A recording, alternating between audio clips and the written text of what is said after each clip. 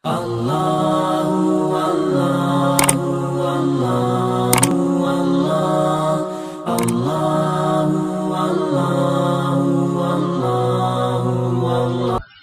کے آپس کے جو مشاجرات ہیں ایسی تاریخ بھی مت پڑھو، کیونکہ ان کا وہ شاہزادے ہیں، شاہزادوں کی لڑائی کا فیصلہ بادشاہ کرتا ہے اور فیصلہ کر چکا، قرآن میں نازل کر دیا شاہ نے رضی اللہ عنہم ورضوا عنہ، اللہ سب صحابی سے راضی ہو گیا اور صحابہ بھی ان سے راضی ہو گئے۔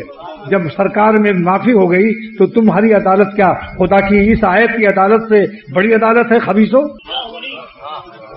کیا قرآن پاک کے فرمان سے کسی مخلوق کا قول افضل ہو سکتا ہے؟ لہذا مشاجرات صحابہ کو تاریخ بھی مت پڑھو کہ دل میں کہیں بدگمانی نہ آ جائے، کیونکہ ان کا فیصلہ ہو چکا۔ ہم اپنے کانوں کو اور اپنی آنکھوں کو ان کے بارے میں محفوظ رکھیں گے، کیونکہ ان کا فیصلہ ہو چکا۔ اللہ ان سے راضی ہے، رضی اللہ عنہم، سب عنہم میں ہم کی ضمیر میں سب شامل ہیں، ورضوا عنہ، اور وہ بھی خوش ہو گئے۔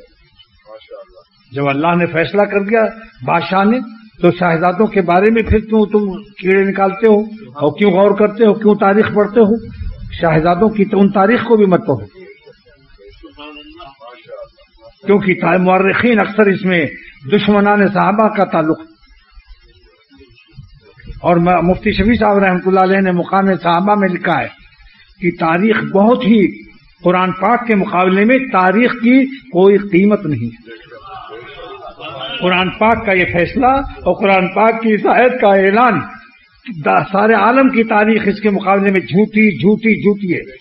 اور کیا مثال کیا دی کہ اگر لالو کھیت میں گولی چل جائے تو گلشن اقبال تک خبر آتے آتے اتنا اختلاف ہوگا۔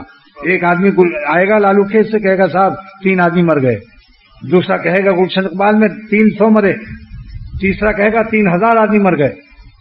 تاریخ کا کچھ بھروسہ نہیں، تاریخ انسانوں سے انسانوں تک آتی ہے اور انسان میں احتمال کذب موجود ہے۔